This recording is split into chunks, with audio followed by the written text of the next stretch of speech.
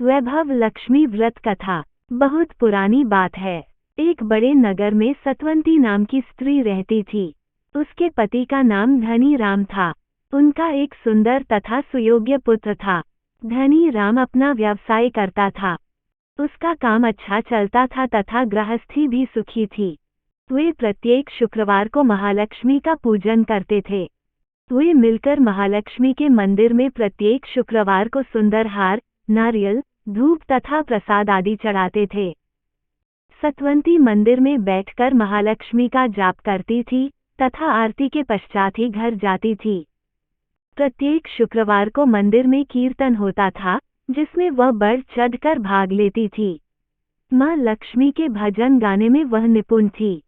जब वह भजन गाती तो सभी श्रद्धालु उसके आसपास बड़े श्रद्धा भाव से जमा हो जाते थे। सब लोग उसकी सुंदर आवाज तथा मां के प्रति निरंतर श्रद्धा की प्रशंसा करते थे। वैसे तो वह प्रतिदिन मंदिर जाती थी, परंतु शुक्रवार का दिन विशेष होता था। इस प्रकार काफी समय बीत गया। वैसे भी अच्छा समय बीतते हुए पता नहीं चलता। धनी राम अपनी आधी आयु को पार कर चुका था। पुत्र भी जवान हो चुका था। इधर व्यवसाय में इतनी वृद्धि हो गई थी कि धनी राम को मंदिर में आने का वक्त ही नहीं मिल पाता था। धनी राम से वह अब सेठ धनी राम बन चुका था। उसकी विलासिता में काफी वृद्धि हो गई थी। उसके मित्र व संगी साथी बदल चुके थे। जैसी संगत वैसी रंगत वाली कहावत सत्य सिद्ध हो रही थी। सेठ धनी राम की संगति विलासी तथा आवारा किस्म के व्यक्तियों के साथ अधिक हो गई। वह दिन रात शराब तथा अन्य प्रकार से विलासिता में डूबा रहता। न घर में समय पर जाता और न ही घर में खाना खाता। जुआ खेलना, मदिरा पान करना तथा दुष्कर्मों में ही लगे रहना उसकी आदत बन गई थी। जवान बेटा ये सब देखकर बहुत परेशान था। पिता गलत संगति में पड़ गया, ये देखकर वह घर में पिता के साथ निरंतर क्लेश करने लगा। सतवंती भी इससे दुखी रहने लगी। घर में नित्य क्लेश होने लगा। कहा जाता है कि जिस घर में क्लेश होता है वहां लक्ष्मी नहीं रुकती। धन को अच्छे कार्यों में लगाने से धन बढ़ता है और बुरे कार्यों में लगाने से खत्म होता है। सतवंती के घर पर भी यही हुआ। सेठ धनी राम बुरी संगति के कारण बुरी आदतों का शिकार हो गया था। सारा दिन जुआ खेलने व शराब पीने में बीत जाता। काम देखने की सुध बुध उसे रही नहीं। नौकर चाकर यह सब पहले से ही देख रहे थे। धीरे धीरे बचा खुचा धन उन्होंने समेट लिया और बाद में तनख्वाह न मिलने से वे काम छोड़कर चले गए। सेठ धनी राम ने कर्ज लेना शुरू कर दिया। कर्ज देने वाले ब्याज मांगने लगे। धनी राम का कारोबार चौपट हो चुका था। उसके पास न तो ब्याज देने के पैसे थे और न ही धन वापस लौटाने को कुछ बचा था। धन देने वालों ने उसके बचे खुचे कारोबार पर कब्जा कर लिया। धनी राम इस सब का कारण समझता था, पर अय्याशी की जिंदगी की आदत पड़ जाने के कारण सुधरने और काम संभालने के लिए तैयार नहीं होता था। अपनी कमजोरियों को छिपाने के लिए वह घर में बहुत क्लेश करने लगा। वह स्वयं तो मंदिर में जाना पहले ही छोड़ चुका था, अब सतवंती का भी मंदिर जाना छूट गया था। वह सारा दिन परेशान होकर अपने बुरे दिनों की चिंता करती रहती।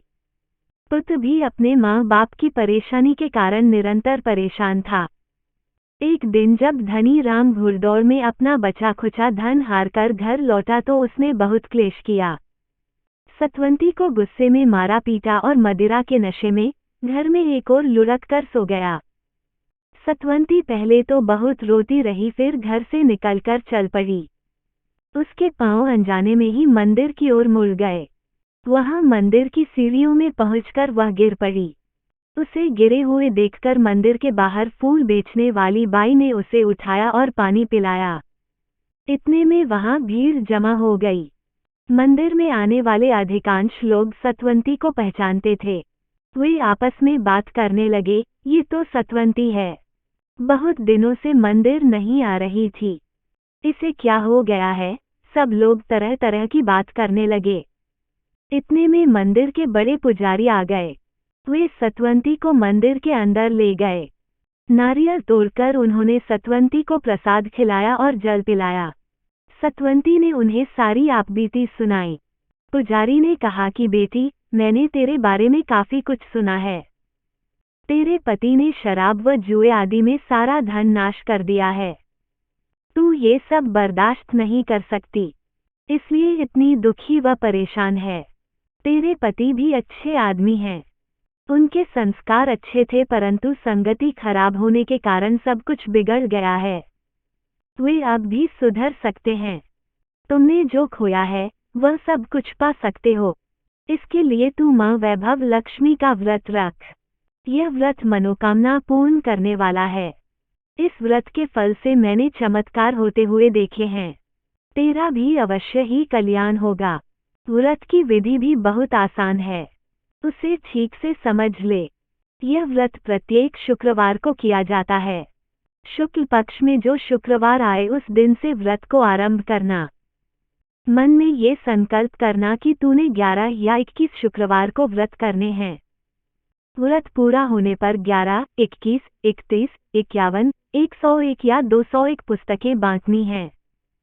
जितनी अधिक व्रत में श्रद्धा होगी उतना ही अधिक फल मिलेगा। ये सब निश्चय करने के बाद जिस शुक्रवार को व्रत आरंभ करना है, उस दिन प्रातःकाल उठकर स्नान आदि के बाद साफ व धुले वस्त्र धारण करना। किसी की निंदा या चुगली न करना, झूठ नहीं बोलना, क्रोध नहीं करना।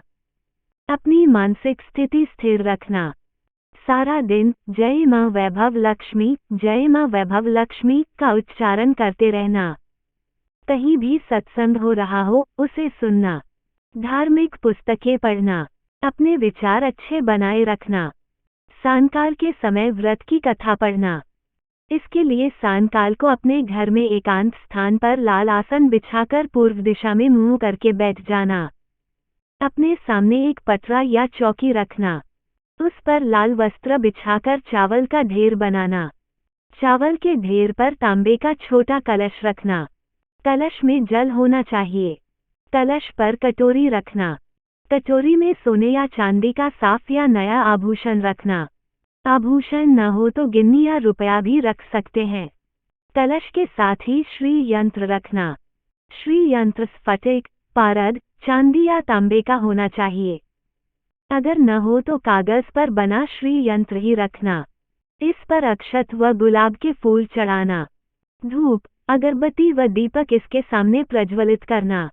कटोरी में सोने या चांदी के रखे हुए गहने अथवा सिक्के पर हल्दी का 5 बार टीका करना तथा हर बार जय माँ वैभव लक्ष्मी का उच्चारण करते रहना। उसके बाद महालक्ष्मी की आरती करना। महालक्ष्मी अष्टकम तथा श्री सूक्त भी पढ़ना। फिर प्रसाद का भोग अर्पित करना। आटे और चीनी को भूनकर घी मिला प्रसाद चढ़ाना तथा उस पर केले के टुकड़े काटकर भी चढ़ाना। आटे का प्रसाद न बना सको तो मिठाई का प्रसाद चढ़ाना। भोग लगाने के बाद प्रसाद सारे घर में बांटना। प्रसाद के 3 भाग करना। एक भाग परिवार में बांटना, एक भाग पक्षियों को डालना तथा एक भाग स्वयं ग्रहण करना। सूर्य अस्त होने पर भोजन ग्रहण करना। भोजन में पहले प्रसाद ग्रहण करना तथा इसके बाद मीठा भोजन करना। जो चावल कलश के नीचे रखे थे उन्हें पक्षियों में डालना। कलश में भरा हुआ जल तुलसी के पौधे में डालना। इस प्रकार हर शुक्रवार का व्रत करना। यदि बीच में स्वास्थ्य खराब हो जाए तो अगले शुक्रवार को व्रत जारी रखना। व्रत के पूरा होने पर व्रत का उद्यापन करना। उद्यापन में 7 कन्याओं का पूजन करना। उनके पैर धोकर उनका पूजन करना तथा उन्हें भोजन करवाकर यथाशक्ति दक्षिणा देना। इसके बाद किसी भी मंदिर या सत्संग में इस पुस्तिका की 11, 21, 31, 51, 101 या 201 पुस्तकें वितरित करना। अगर एक दिन में सारी पुस्तकें वितरित न हो सके तो अगले दिन या उससे अगले दिन ये पुस्तकें अवश्य बांटना। जितनी अधिक तथा जितनी जल्दी ये पुस्तकें बटेंगी उतना ही जल्दी आपको व्रत का फल मिलने लगेगा। व्रत का फल कई बार व्रत आरंभ करते ही मिल जाता है तथा कई बार कुछ बाद में मिलता है। अगर एक बार में व्रत का फल न मिले या मनोकामना पूरी न हो तो दोबारा इस व्रत को विधिपूर्वक करना। माँ अपने भक्तों की मनोकामना अवश्य पूरी करती है, इसमें संदेह नहीं रखना। पुजारी जी से ये सारी बातें सुनकर सतवंती को बहुत खुशी हुई। उसे लगा मानो अब उसके दुखों का अंत होने वाला है। माँ के चरणों में उसकी श्रद्धा बहुत बढ़ गई। उसे पूरा विश्वास हो गया कि उसकी गृहस्थी अब पहले की तरह ही सुखपूर्वक चलने लगेगी। फिर भी सतवंती ने एक शक का समाधान करने के लिए पुजारी जी से पूछा, क्या व्रत केवल मुझे ही रखना है या मेरे साथ मेरे पति को भी रखना पड़ेगा? और क्या कोई पुरुष इस व्रत को कर सकता है? पुजारी जी ने कहा, कोई भी पुरुष या स्त्री इस व्रत को कर सकता है। यह व्रत मनोकामनाओं को पूर्ण करने वाला होता है। इसलिए जो भी व्यक्ति अपनी उन्नति चाहता है, मान प्रतिष्ठा, आर्थिक समृद्धि तथा परिवार में खुशहाली चाहता है, उसे यह व्रत करना चाहिए। यह जरूरी नहीं कि घर में पति और पत्नी दोनों इस व्रत को एक साथ रखें। केवल पति या केवल पत्नी द्वारा इस व्रत को किया जा सकता है। यदि दोनों एक साथ करें तो बहुत ही अच्छा तथा शीघ्र फल मिलता है। व्रत में श्रद्धा व पूरी आस्था अवश्य होनी चाहिए। सारी बात समझकर सतवंती बहुत प्रसन्न हुई और पुजारी जी के चरण छूकर खुशी खुशी घर की ओर चल दी।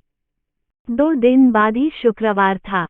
11 व्रत पूरे करने का संकल्प वह मंदिर में ही ले चुकी थी। अब सोचने विचारने के लिए कुछ नहीं था। श्रद्धापूर्वक व्रत पूरे करने थे। शुक्रवार को वह प्रातःकाल उठी तथा संकल्प लेकर उसने विधिपूर्वक व्रत किया। 2 शुक्रवार का व्रत करने पर ही उसके घर के वातावरण में सुधार दिखाई देने लगा। रुपया वापस मांगने वाले कर्जदारों द्वारा बार बार अपमानित होने पर धनी राम की बुद्धि कुछ ठीक होने लगी। उसने अपने भविष्य के बारे में सोचना आरंभ किया। तीसरा शुक्रवार आते आते धनी राम में काफी बदलाव आ चुका था। वो कुछ सोचते सोचते उस दिन जल्दी घर आ गया। व्रत की कथा पढ़ने पर पत्नी आंख बंद किए हुए बोल रही है, जय माँ वैभव लक्ष्मी, जय माँ वैभव लक्ष्मी, मेरे घर का वातावरण ठीक करो माँ। मेरा पति गलत रास्ते पर चल रहा है।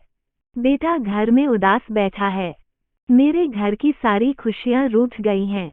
मेरे घर को संभालो माँ। मेरे घर का वातावरण ठीक करो माँ। हे कृपालु माँ, हे दयालु माँ, मेरे घर को फिर खुशियों से भर दो माँ।